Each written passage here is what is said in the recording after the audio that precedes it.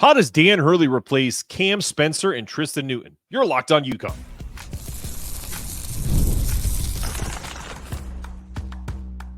You are Locked On UConn, your daily podcast on the UConn Huskies, part of the Locked On Podcast Network, your team every day.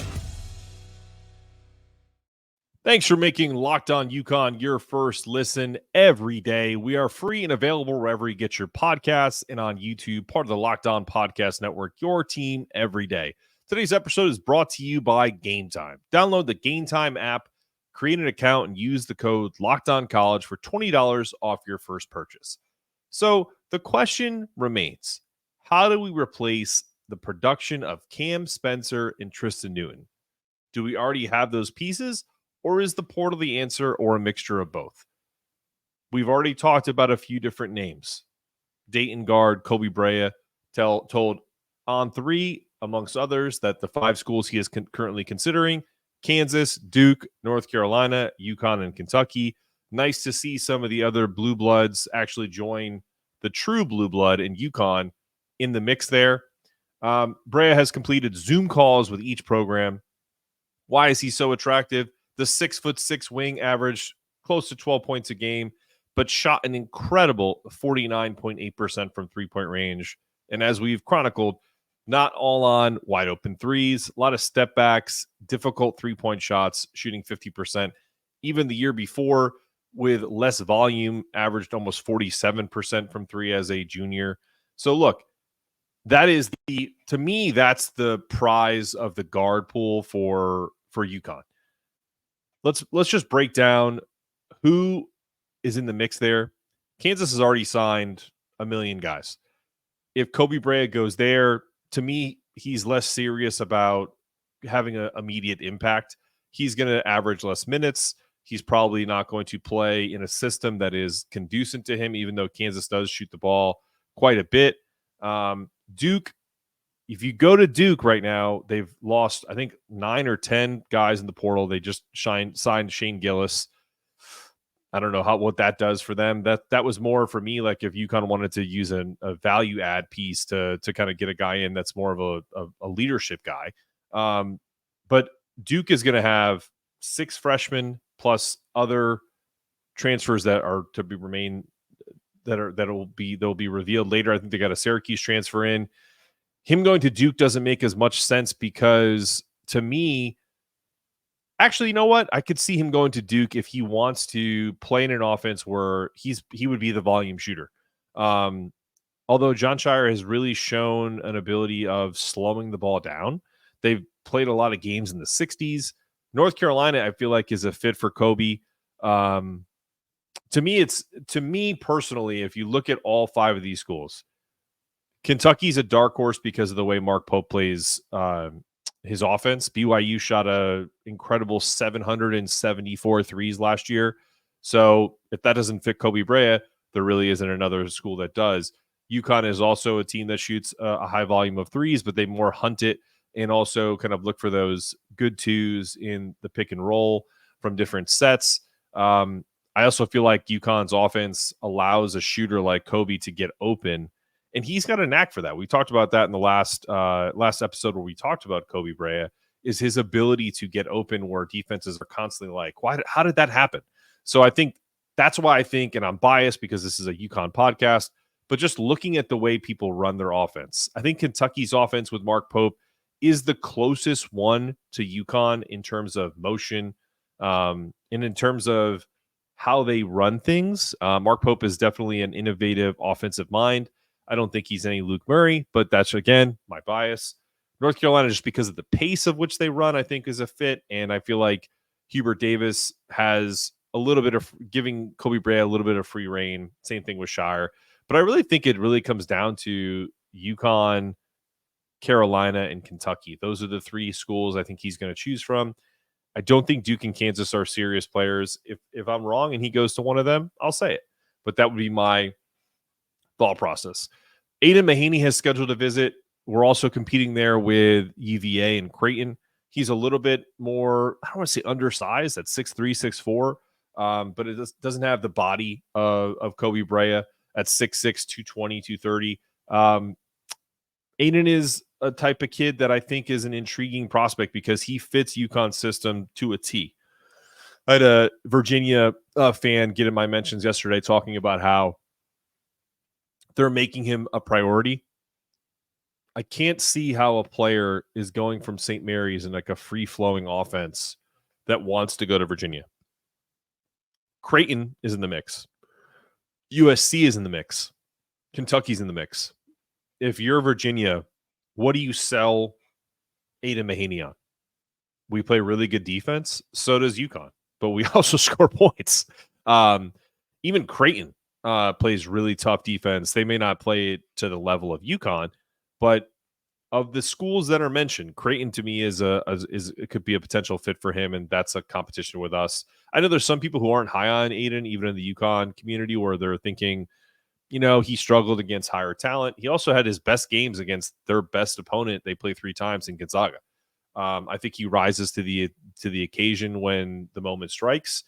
And another name to watch from SMU, their leading scorer, Zhuric Phelps. He entered the transfer portal recently. He appeared in 33 games, averaged 14.8 points, 4.1 rebounds, and 2.7 assists. His decision comes in the wake of SMU parting ways with Rob Lanier. A 6'5", some have him at 6'3". So if we split the difference, I'm going to say he's a 6'4", 195-pound guard. Another Texas kid. He earned second team All-American Athletic Conference honors this year. He's a rangy point guard. He's got great athleticism, excellent poise and pace, good vision. If you watch him play and you take away who he's playing, the competition, tell me you don't see Tristen Newton before Tristen Newton got to UConn. He is what I think could be a Tristen Newton replacement. He's solid off the dribble. He's patient. He has good poise. So what I like is his pacing, how he gets to the hoop. He doesn't go like a bat out of hell. He kind of probes the way Tristen does. Even though I think this kid, Zhuric Phelps, is actually a better athlete than Tristen, he plays similar to him. So I talked to a scout yesterday, and Phelps would be kind of a Tristen Newton type replacement. I love Diarra. I love Ahmad Noel if Diarra stays, but having no bigger point guard scares me a bit as a fan. If they go into the season without a 6'4", 6'5" point guard, I'll trust Dan Hurley because you have to. And Diarra and Noel aren't tiny. Ahmad's a thick guard. He's 200 pounds at 6'1", 6'2". So they're not Mark Sears small, but they're not 6'5" either. Having both options would be a nice luxury. And now with this transfer portal, it's a definitive option. And if Solomon Ball solo can be that guy, not just the shooting guard, if he's a true combo guard, then we have that replacement already, and I'll stand corrected. So I think the answer really is a mixture. Bring in one big-time guard, whether it's Koby, whether it's this kid Zhuric, whether it's Aidan Mahaney. Aidan Mahaney and Koby Brea have already been contacted. I don't know about Zhuric's situation. I'm trying to get confirmation that UConn would have any interest. I think they would. In our lineup, as the season started today, someone asked me this question, and as I put it on paper, they may be right. Are we a little light at power forward? Could we start Samson Johnson and Terrace Reed together, or some kind of combination of Yusuf Singari? Because if Alex Karaman comes back, then he's our starting power forward, like he always has been. But who's the backup? Is it Liam McNeeley? Is he more of a 3 or a stretch 4? Jalen Stewart is going to put on some strength. Maybe he can play that Alex Karaman replacement there. You have Isaiah Abraham as a freshman. So is it make sense to find a Sean Stewart from a 5-star recruit that just left Duke to bring him in and be kind of like the KJ Adams of UConn? That's more of a float game, big offensive, big athletic threat that doesn't stretch the floor but doesn't hurt spacing. That's kind of like a big guy like Terrace Reed. Those are all questions that need to be answered, and the transfer portal closes in 8 days. So things need to be done pretty quickly. Don't have any answers for you guys today. I do think that we are going to get some answers on a few things from the recruiting front, and we'll talk about that after this.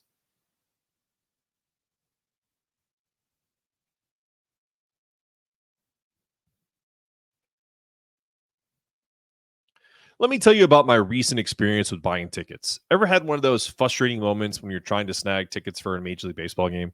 I sure have. Whether it was uncertainty about seat quality, struggling to find a last minute ticket, or just not finding any good deals. But here's the game changer. GameTime is now an authorized ticket marketplace of Major League Baseball. Seriously, this app makes getting tickets a breeze. Plus, the prices actually drop as game time approaches. It's like getting rewarded for procrastinating. I've been using GameTime for a while now, and let me tell you, it's life-altering. You can browse through upcoming MLB games and other hot events, snagging killer last-minute deals, and even double-checking your views from your seat before you buy. And the best part, you get all-in pricing with no hidden fees at checkout. So if you want to take the guesswork out of buying tickets, download the GameTime app, create an account, and use the code LOCKEDONCollege for $20 off your first purchase. Terms and conditions may apply.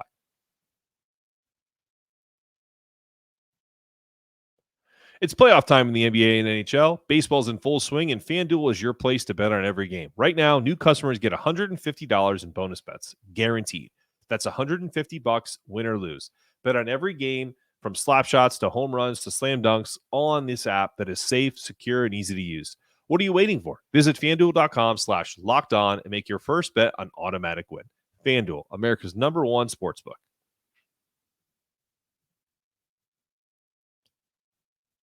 Okay, ladies and gentlemen, we just learned today, this just came across the X Twitter world, that UConn and Texas are finalizing a home-and-home series that will begin next season in Austin, according to multiple sources. Now, what does that mean in terms of college basketball, the portal, all the things that are happening? Dan Hurley, once again, is showing great leadership. I saw a great podcast with him talking to Coach K on his SiriusXM channel about using his voice. Well, this is an example of not hiding behind the fact that he can get bye games, rely on conference games to bolster his net, neutral site games at Madison Square Garden or the United Center. He's what I like to call a parking lot guy. And if you don't know what that means, we'll play you in a parking lot. We don't give a rip where, just tell us when and how. Like we've said in the past, his bluster is about the motivation for his players. He doesn't give a rat's ass about seeding, where, when, if the team is an SEC team, a Big Ten team, an ACC team. Just, will you play us? Where? Okay, cool. Yeah, we'll come to you first. Worry about the next season. Playing us at stores. Wish we had more coaches with that mentality. And I'll correct that. We do have coaches with that mentality, but the conviction of it is all about Dan. They have the talk, we'll play anyone, anywhere, but then when their schedule comes out and they don't go on the road until conference play, and neutral site games are as kind of their road games, then the fans complain that their teams don't make it past the Sweet 16 or the Elite 8. But here's the thing that Dan has figured out. When you create challenges for your team, win or lose, you make them have difficult situations so they can either respond or wilt. And most teams wilt because they aren't coddled, because they're coddled through the non-conference, not UConn. By the way, thanks for coming to my TED Talk. On to our targets. Look, why is this important, you may ask? Why is this important, this Texas UConn home and home? Well, you might have heard that 5-star recruit and recent Jordan Classic MVP, Liam McNeeley, is a Texas kid. I find the timing of this ironic. They announce it while he's visiting currently in stores. I'm making one prediction today. I think we get a commitment later today on Liam, and they finalize this to say, hey, look, we'll be in Texas multiple times next year. The first time, so family and friends can come watch you on the road in Austin. Guess where the Final Four is next year? You guessed it, San Antonio. Start getting your affairs in order, McNeeley family, because you're going to be making multiple trips to road trips in your home state. Make an appointment in the city where we've had success. San Antonio, 2004 Final Four with Emeka Okafor, Ben Gordon, Talik Brown, Rashad Anderson, Charlie Villanueva, Josh Boone, Denham Brown, and easy Ed Nelson. One of my favorite teams of all time, where we took down another Duke 1 seed in JJ Redick and Chris Duhon. And poor Chris Horvath. Oh boy, that's my favorite games time situation. Game time app. Emeka Okafor got 2 quick fouls in the first half. So of course the GOAT Jim Calhoun takes him out of the game. Relies on his team, trusts his team to keep it close.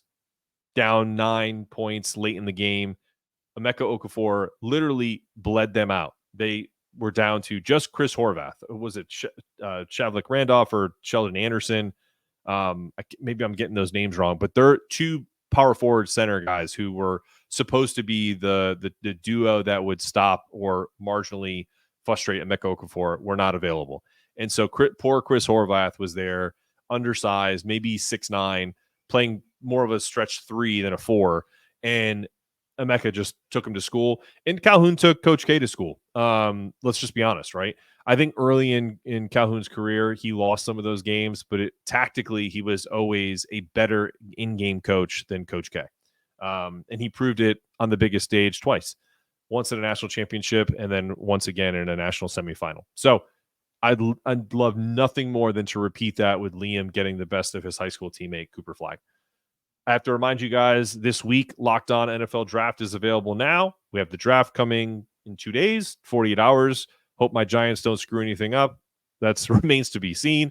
Anyway, find the ultimate 6-episode series on Locked On NFL Draft to hear what the local Locked On experts are picking for every NFL franchise, with live reactions from Locked On college football experts and even the fantasy football angle. The Locked On NFL Mock Draft available now. Locked On NFL Draft on YouTube or wherever you get your podcasts. My wife and I make it a whole thing with the draft, so I'm definitely going to have to check out Locked On's mock draft. I've kind of peeked at it a little bit, but in preparation for Thursday night, I will definitely check that out. You guys should too. Well, what we're going to talk about next is from now until the end of May, Around the Portal in segment 3, coming up after this.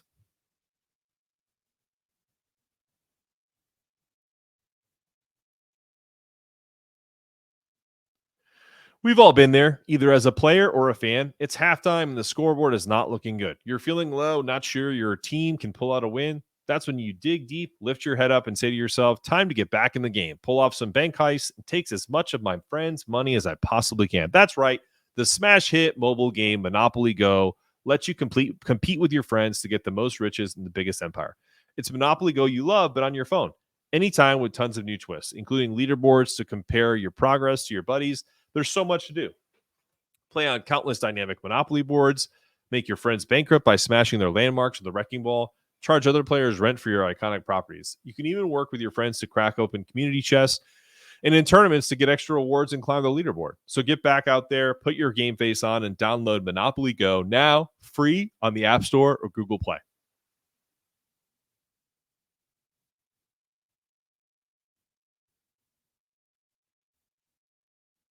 Okay.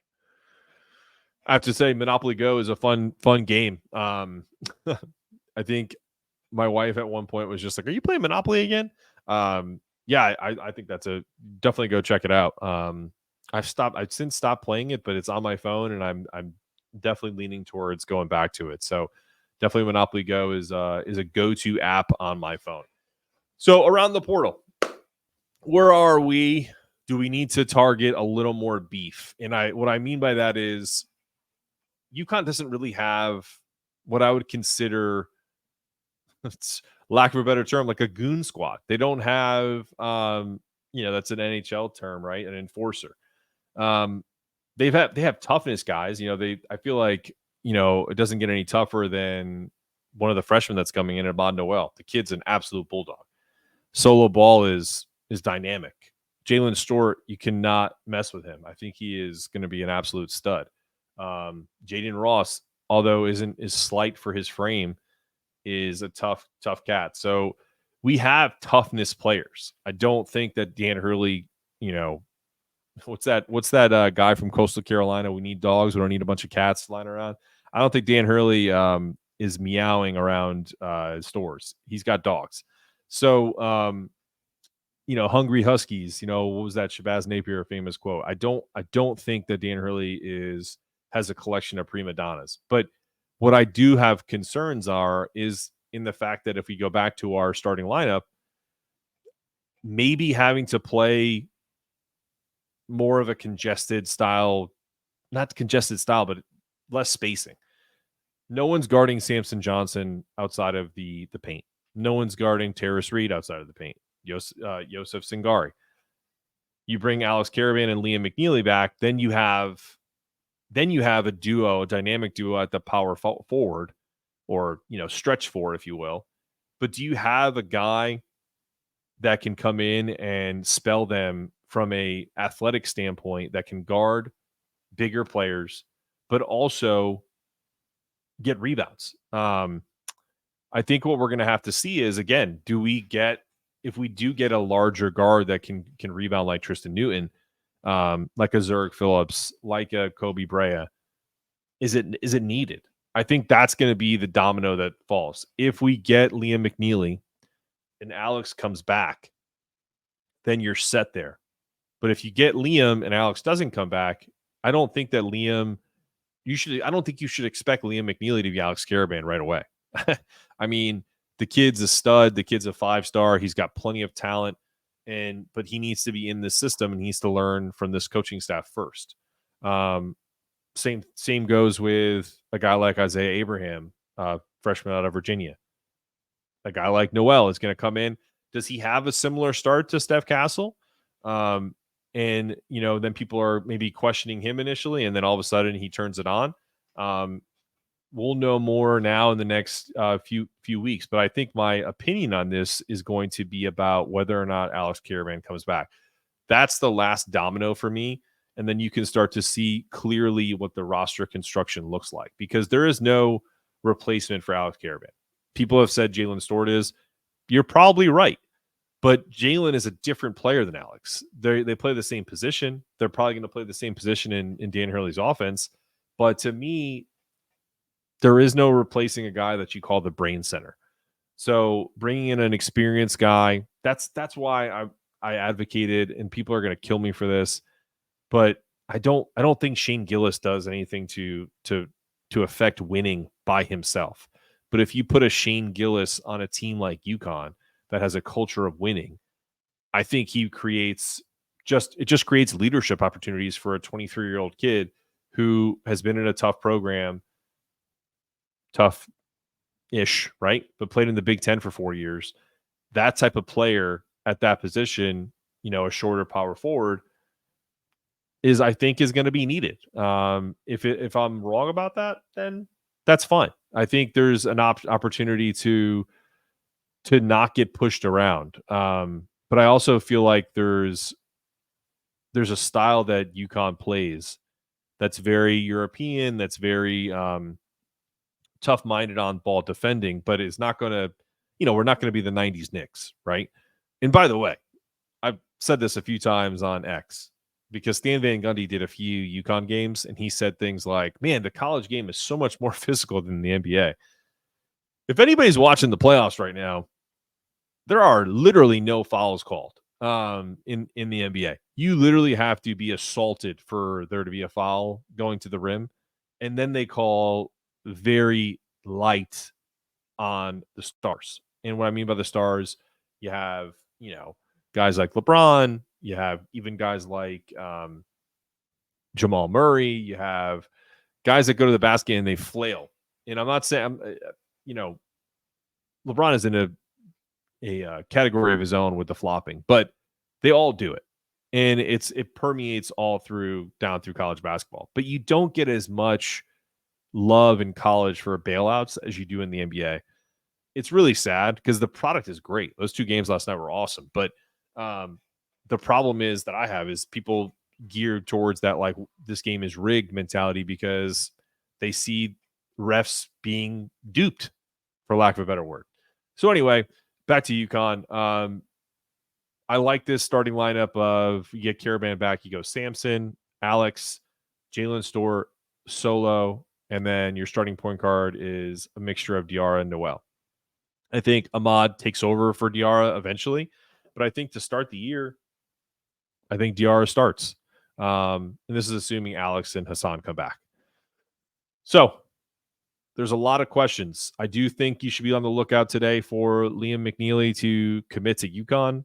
I feel very good about that from sources that have told me this is 100% a him decision. It has nothing to do with, even though his mom is a big part of his life.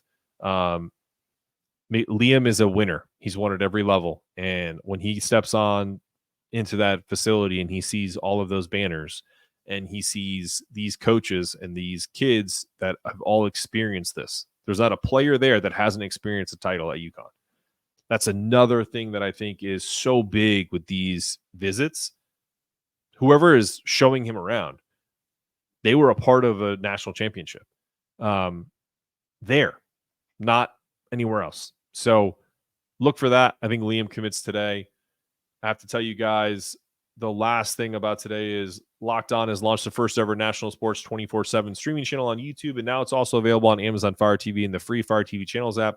Locked On Sports Today is here for you 24/7, covering the top sports stories of the day with local experts of Locked On, plus our national shows covering every league. Find Locked On Sports Today now and available on the free Fire TV channels app.